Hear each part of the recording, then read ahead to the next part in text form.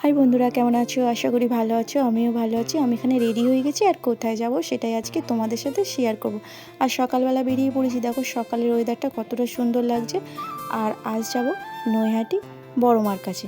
তাই জন্য আমরা সাংগ্রাইলে চলে গিয়েছিলাম। তারপর সাংগ্রাইল থেকে এখানে টিকিট কাউন্টার থেকে টিকিট কেটে নিল। তারপর এখানে ট্রেনের জন্য আমরা সবাই মিলে অপেক্ষা করছিলাম। আমার বোন, বোনের বর ও শাশুড়ি মা সবাই গিয়েছিলাম।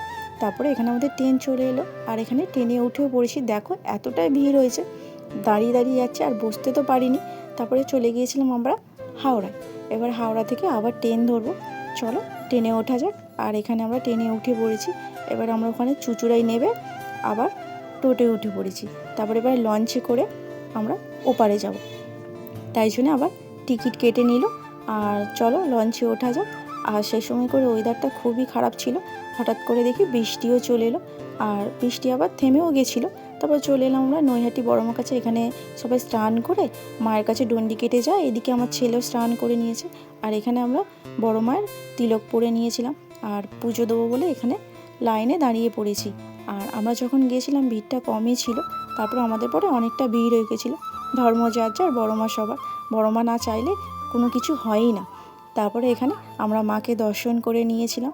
তোমরাও মাকে দর্শন করে নাও। জয় বড় মায়ের জয়।